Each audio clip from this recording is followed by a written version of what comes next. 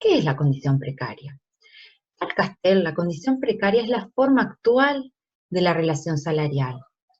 Esto quiere decir que es la forma típica que adquiere la relación de los trabajadores con la producción, digamos, material o inmaterial. A partir de 1970 hay un nuevo régimen del capitalismo. No estamos fuera del capitalismo, seguimos en el capitalismo, pero para Castel es indiscutible que hay un nuevo régimen.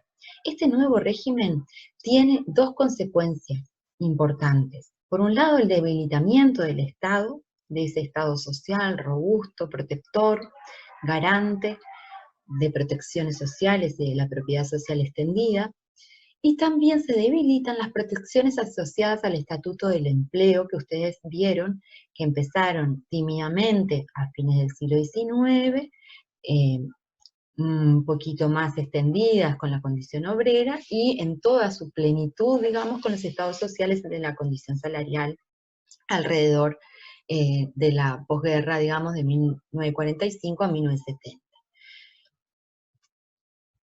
Los sistemas de protecciones colectivas, dice Castel, van perdiendo sustento. Tanto el Estado social como las organizaciones colectivas se erosionan. ¿Qué quiere decir esto? Nosotros vimos en la condición salarial cómo el trabajo había llegado a ser ya no esa situación de absoluta incertidumbre sobre el futuro, sino justamente un lugar de reconocimiento social asociado a un montón de protecciones que aseguraban el porvenir, no solo la vida presente, sino el porvenir, incluso el ascenso social transgeneracional, es decir, de las generaciones siguientes.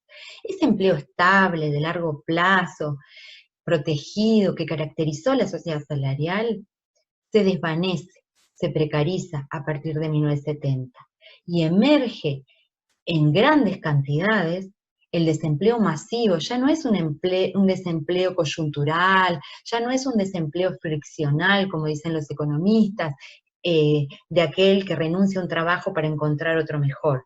Es un desempleo de masas, un desempleo que alcanza al 10, al 15, al 20% de la población, ¿sí? Con cifras inéditas. Ustedes se acuerdan que en la condición salarial existía el pleno empleo, es decir, casi no había desempleo, o ese desempleo era solo friccional, muy, muy, muy pequeño. Pero no solo aumenta exponencialmente el desempleo, sino que se precarizan las relaciones laborales. El trabajo se hace eventual, zafral, a término, con contratos precarios, inestable. Hay periodos de desocupación, periodos de ocupación, pero en condiciones no protegidas, el trabajo es informal, es sin garantías. Todas esas nuevas formas de precarización empiezan a tomar cada vez más fuerza. No es que no hayan existido antes, pero eran residuales. Ahora, a partir de 1970, dice Castel, la precarización de las relaciones junto al desempleo masivo son dos características que toman demográficamente una importancia muy, muy fuerte.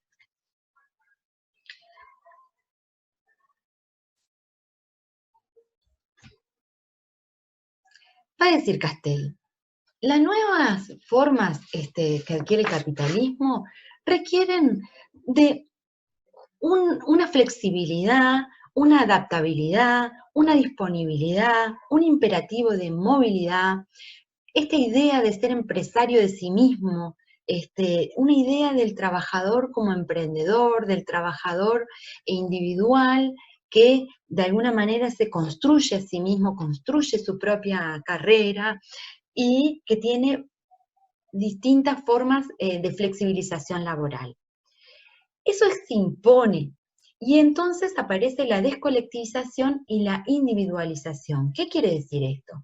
Por ejemplo, si yo era trabajadora de un frigorífico, pongámosle el frigorífico nacional en el caso uruguayo, yo sabía que entraba a trabajar al frigorífico y que probablemente me jubilara en el frigorífico y hiciera a lo largo de los años de carrera una carrera ascendente en términos de responsabilidades, en términos de salario.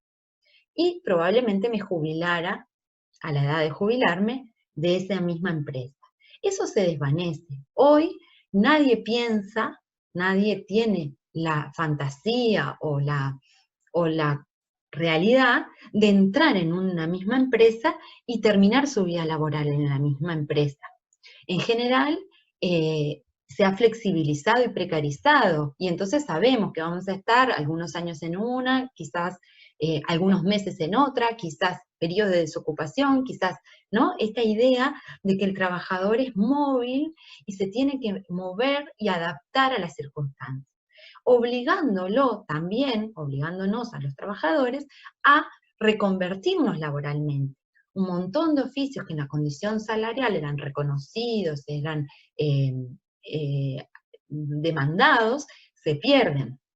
Pensemos el oficio del colchonero, el oficio de un obrero en un frigorífico nacional, pensemos en un montón de oficios y saberes que tenían un sentido en la condición salarial, pero que a partir de 1970 pierden capacidad de venderse en el mercado. Entonces, soy demasiado joven para jubilarme, pero tengo un oficio que ya no es demandado. Esas personas empiezan a quedar o en la situación de inempleabilidad, como dice Castel, o en situación de flotación intentando reconvertirse para conseguir un trabajo. Lo que pasa, dice Castel, que esos fenómenos que son sociales, que se producen socialmente, pasan a ser vividos y a tener como responsables a los individuos, no a la sociedad ni al Estado. ¿Qué quiere decir? Que yo soy responsable de mi trayectoria laboral, que hay una responsabilización de los agentes por su propia inserción en el mundo del trabajo. Y se pierde de alguna manera la idea de que esa invalidación social es social, justamente. Están invalidadas esas personas desocupadas o precarizadas por la coyuntura. No es responsabilidad de los sujetos, o por lo menos no lo es en su mayor parte, digamos. Entonces, todas estas protecciones colectivas empiezan también a perder fuentes de financiamiento y además a hacerse más lábiles. Y empiezan, por ejemplo, a tener formas de negociación ya no colectivas a través de los sindicatos, los consejos de salarios, sino individuales. Entonces uno puede pensar, puede ver que en una misma empresa, en dos lugares distintos o incluso en el mismo lugar, personas que hacen una tarea similar cobran salarios distintos o tienen incentivos distintos, porque la contratación ya no es colectiva, ya no hay un estatuto de reconocimiento colectivo. Ahora empiezan a individualizarse esos contratos. ¿Qué pasa? En esta nueva coyuntura, dice Castel, hay ganadores y perdedores. Efectivamente, hay quienes pueden moverse bien en esta flexibilización, movilidad, reinvención laboral, reconversión rápida. Pero hay muchos, y son la mayoría, que no pueden, y son los perdedores de esta situación, va a decir Castel. Es decir, aquellos que no tienen los recursos sociales, la propiedad social disponible para hacer frente a una reconversión, para hacer frente a una desocupación de unos meses, para hacer frente a la flexibilidad laboral. Él va a decir, se empieza entonces a erosionar estos soportes colectivos y se obliga al trabajador a hacerse cargo de su propia situación. Por otro lado, hay un debilitamiento de un Estado-nación, va a decir Castel. Hay una inversión con respecto a la sociedad salarial del liderazgo. Si uno puede pensar que durante la sociedad salarial el liderazgo estaba en el Estado. Era aquel Estado robusto que de alguna manera controlaba los parámetros económicos a escala nacional y que garantizaba la protección de los trabajadores mediante la socialización de los riesgos y su financiamiento colectivo. Lo que va a decir Castel es, a partir de 1970 el liderazgo lo pasa a tener el mercado, la empresa.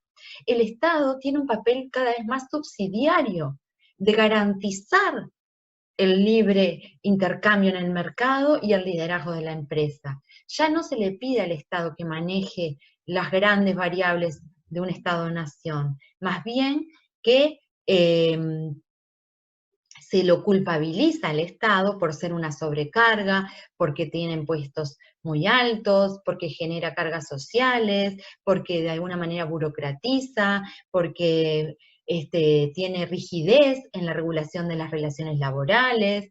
Hay como una remercantilización, un retorno de alguna manera a los principios liberales de que cada uno, que la sociedad vista como la iniciativa privada de individuos aislados entre sí. Castel está en desacuerdo con esta idea liberal o neoliberal de que la sociedad puede ser pensada, concebida o que pueda ser habitada como átomos dispersos. La sociedad requiere integración social y por tanto este debilitamiento del Estado-Nación repercute aumentando la inseguridad social.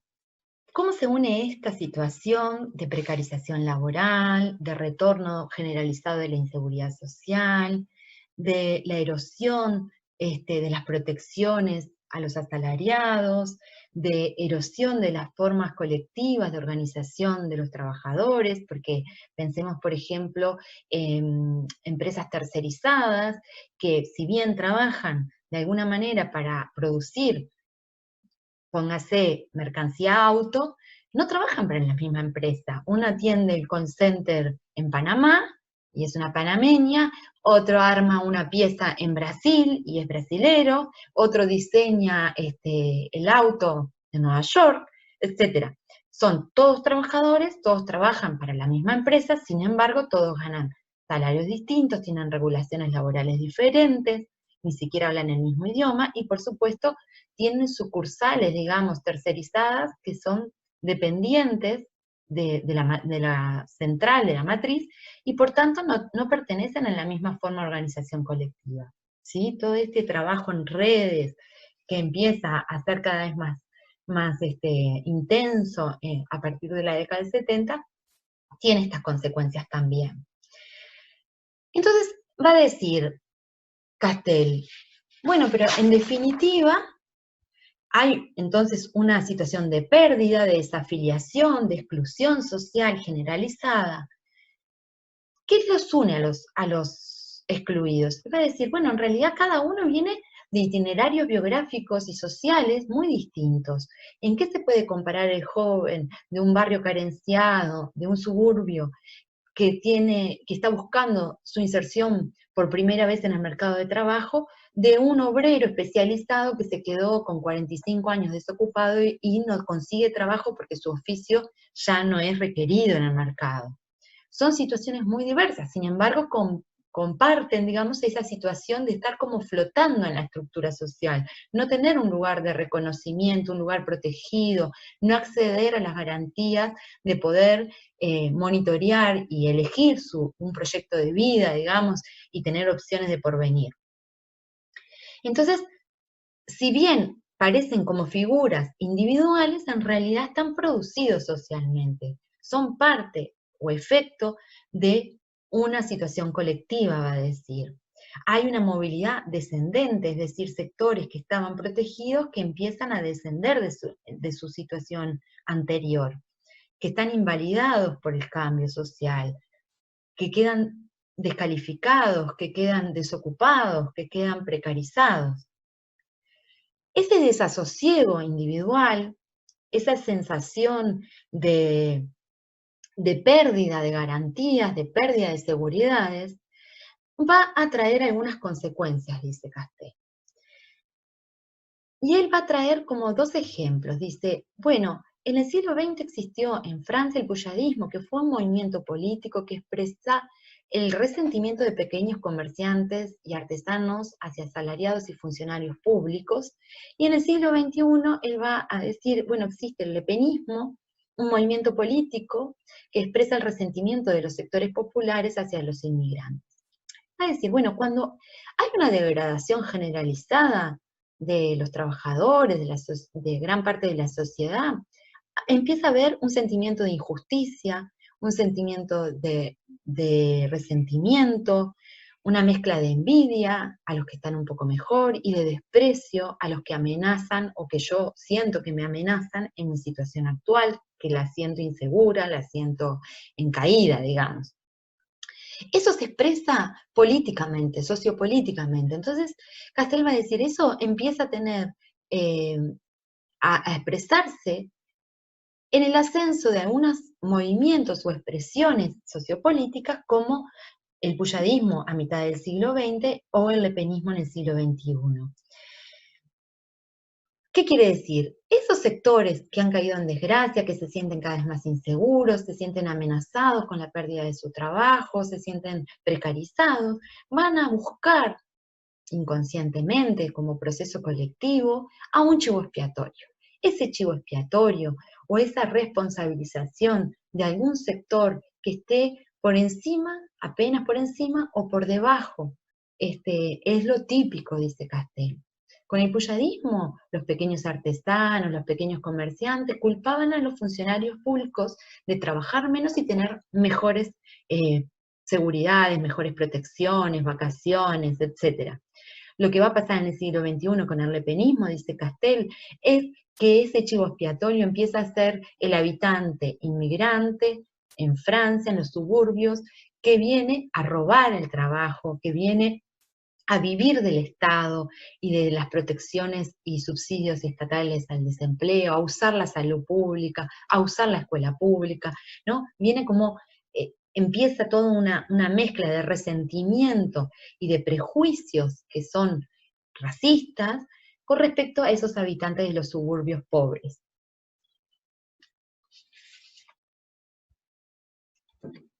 El resentimiento colectivo se nutre del sentimiento compartido de injusticia que experimentan grupos sociales cuyo estatus se ve degradado, se va degradando y que se sienten desposeídos de los beneficios que obtenían en su situación anterior. Es un fenómeno de frustración colectiva que se expresa políticamente, electoralmente, diríamos, y que busca responsables o chivos emisarios. Entonces, ¿qué se va a decir? En realidad hay como, no se le puede pedir a las personas que están en esta situación que sean sus propios sociólogos. En realidad es un fenómeno bastante comprensible en que las personas intentan explicarse lo que les está pasando y culpar, digamos, a algún sector que ven que está encontrando algunas formas de inserción en el mercado de trabajo. Lo que va a decir es que esta estigmatización, esta categorización prejuiciosa sobre todos unos segmentos de población que viven en los barrios pobres, en realidad es una simplificación, porque es verdad que los barrios pobres acumulan mucha inseguridad, pero no es una inseguridad solo civil, no es solo robos, narcotráfico, situaciones de explotación y trata, etc.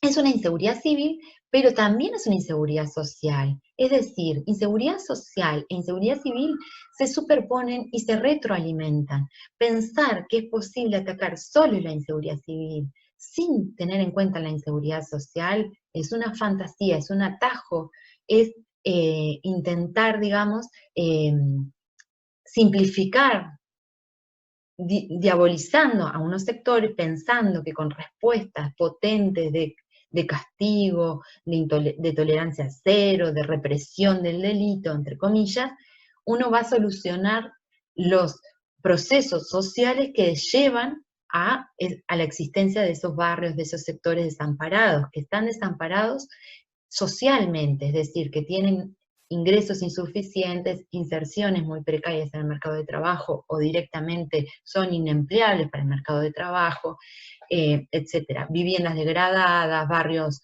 sin condiciones ambientales, urbanas, decentes, etcétera. Va a decir Castel que esa diabolización de los suburbios pobres estigmatiza especialmente a los jóvenes pobres, y que en esto hay un reforzamiento de los discursos de la opinión pública, de los medios de comunicación, de algunos líderes políticos, que hacen reinventarse a las clases peligrosas. Las clases peligrosas eran como eran vistas los trabajadores, los proletarios a fines del siglo XIX por los ojos de la burguesía, ¿no? Como aquellos desarrapados que venían que no tenían moral, que vivían hacinados, que tenían sistemas de vida y formas y hábitos e higiene, y etcétera, que eran vistos como contagiosos, como generadores de miedo, ¿no? Y además, bueno, cuando empiezan a politizarse y a organizarse, también. Lo que va a decir Castel es que ahora hay unas nuevas clases peligrosas, que son estos sectores de los suburbios pobres y sobre todo los jóvenes pobres. Y dice, también el proletariado industrial desempeñó ese rol de clases peligrosas en el siglo XIX, y al proletariado le tomó mucho tiempo sentir que eran parte de una clase, tomar conciencia, digamos. Y estos sectores, los suburbios pobres, los excluidos, los desafiliados, los que tienen una inserción precaria en el mundo del trabajo, tienen muchas dificultades de poder sentirse parte de una clase social o de un sector social, porque como decíamos, son situaciones bastante diversas entre sí. Entonces lo que va a decir Castel es que hay una tendencia creciente, él está siempre hablando de Francia, pero podemos pensarla para nuestro país también, de convertir la cuestión social en cuestión de la inseguridad civil, en una cuestión de falta de seguridad civil, es decir, de problemas que tienen que ver con el robo de la propiedad privada, que tienen que ver con, le llamaríamos el hurto, la rapiña, ¿no? El secuestro, etcétera, ¿no? Homicidios, esas expresiones de inseguridad civil, y como que se condensara toda la cuestión social solamente en la inseguridad civil. Entonces, Castel va a decir, esto probablemente tiene un punto de asidero que tiene que ver que efectivamente en estos barrios, en estos sectores, hay tanta inseguridad social que hace, porque se retroalimenta con la inseguridad civil, que efectivamente haya una serie de delitos que son más comunes. Pero sin embargo, asociar e identificar toda la inseguridad y todos los problemas de cohesión social e integración social como problemas de delitos es una simplificación que además, va a decir, tiene patas cortas, no se soluciona, digamos. Es como querer un barco que se hunde, sacarle agua con un balde, digamos. Hacer de algunas decenas de miles de jóvenes, a menudo más perdidos que malvados, el núcleo de la cuestión social, convertida en la cuestión de la inseguridad que amenazaría los fundamentos del orden republicano, es realizar una condensación extraordinaria de la problemática global de la inseguridad. Va a decir, asistimos a un deslizamiento del Estado social hacia un Estado de la seguridad, a un Estado de la seguridad típico del fin del siglo XIX, ¿no? La ley y el orden, el Estado juez y gendarme, el Estado represor ante el delito y dador de las garantías de los derechos civiles y políticos sobre todo, ¿sí? Como si no hubiera habido toda la construcción del Estado social y garantizar a lo largo del siglo XX, y todo ese aprendizaje de que la propiedad social efectivamente era necesaria para consolidar y sostener la integración social. Entonces hay cada vez respuestas más intolerantes, más selectivas, y hay como un neoconservadurismo, va a decir Castel, que empieza a dominar también las políticas de Estado. El Estado tiene, como en la represión, en la tolerancia cero, un atajo para mostrar que está haciendo algo ante la situación de inseguridad generalizada, aunque eso no tenga efectos duraderos, porque decíamos, si son procesos societales, no se van a terminar por poner a todos los pobres presos, digamos, ¿no? Hay como el retorno de la desigualdad y el retorno profundo de niveles de desigualdad brutal y de inseguridad social, no pueden ser solamente atacados con políticas represivas. Pero resultan rentables políticamente estas medidas a corto plazo porque por lo menos se muestra que se está haciendo algo. Hay un retorno del Estado liberal del siglo XIX, ese Estado que se dedicaba a garantizar el orden social y a ejercer la autoridad con vehemencia, digamos. Desde una perspectiva reformista, Castel se opone a los principios del liberalismo, porque dice, este Estado gendarme efectivamente no puede garantizar la integración social. La integración social es un fenómeno colectivo, social, que incluye a procesos que son de toda la sociedad, no son de los márgenes. Los márgenes muestran los efectos de la desigualdad, de la inseguridad, pero no se pueden detener los efectos, las causas desde los efectos, digamos. Entonces, por más represión del delito que haya en los suburbios pobres, no se va a detener el proceso que genera los suburbios pobres. El reformismo de derecha desmantela los derechos sociales a la vez que refuerza las prerrogativas de un Estado gendarme cuya única estrategia para restablecer la seguridad se basa en la represión de la delincuencia, dice Castel. Y vuelve a reiterar que la problemática de la seguridad civil va unida a la problemática de la seguridad social y no puede haber respuestas realmente duraderas si no se invierte, digamos, en ambas problemáticas a la vez. Bueno, esperemos les haya servido esta presentación docente y este video. Recuerden ir al texto del autor y bueno, y nos escribimos por Eva cualquier duda o dificultad. Muchas gracias.